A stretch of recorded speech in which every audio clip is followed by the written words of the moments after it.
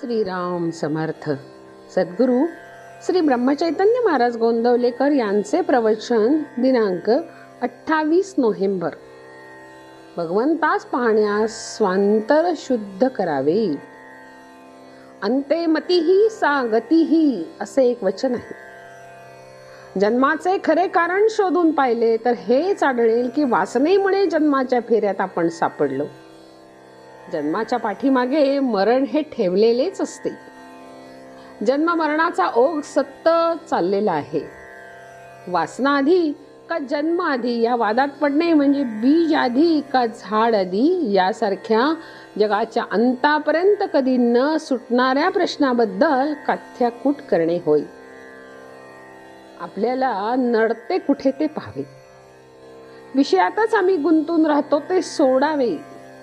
असत्यातूनच सत्य कसे जाणता येईल ते पाहावे. इथून कुणीतरी गेले असे सावलीवरूनच आपण म्हणतो त्याप्रमाणे ही जगतरूप सावलीच आहे. तिला असणारे खऱ्याचे अधिष्ठान जो ईश्वर त्याला आपण जाणून घेण्याचा प्रयत्न करूया. आपल्या डोळ्यावर विषयाची धुंदी असल्यामुळे सर्व ठिकाणी भरलेला भगवंत आपल्याला नाही पाहता येत. त्याला पाहण्यासाठी दृष्टी निराळी करावी लागते. आपण आपले अंतरंग साफ केले तर तशी दृष्टी येते. आपण कोणा स्त्रीकडे पाहू लागलो तर आपली वृत्ती असेल तशी ती दिसते. कामी असेल त्याला ती तशी दिसू लागेल आणि सात्विक असेल तर त्याला ती मातुश्रीच दिसू लागेल. म्हणून काय की जोपर्यंत आपले अंतःकरण शुद्ध नाही तोपर्यंत आपल्याला सर्वत्र भगवंत दिसणार नाही. भगवंत सर्व ठिकाणी पाहताना तो आपल्यातही आहे हे पाहिले पाहिजे. जोपर्यंत भगवंत आपल्यात आहे हे दिसून येत नाही तोपर्यंत तो इतरात असलेला आपल्याला दिसणार नाही.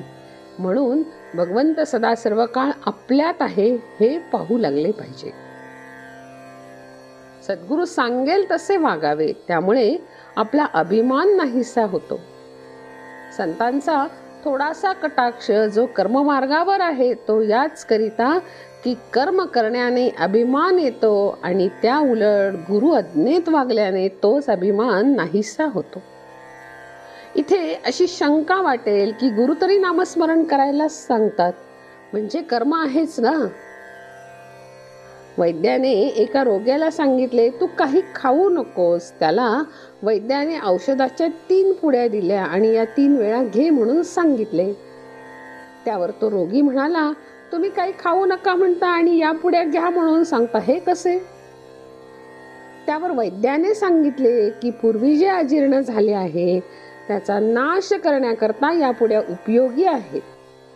त्याप्रमाणे गुरु आपल्याला नामस्मरण करायला सांगतात ते पूर्वीचा विषयाचा अनुभव नष्ट करण्यासाठी. जो आपली विषय वासना कमी करून आपल्यामध्ये नामाचे प्रेम उत्पन्न करील तोच खरा सद्गुरु होय. प्रपंच व परमार्थ यांचा 36चा आकडा पाहून संतांनी तडजोड करण्याचा प्रयत्न केला. नामस्मरण करीत करीत प्रपंच करा हीच ती तडजोड. जानकी जीवन स्मरण जय जय राम.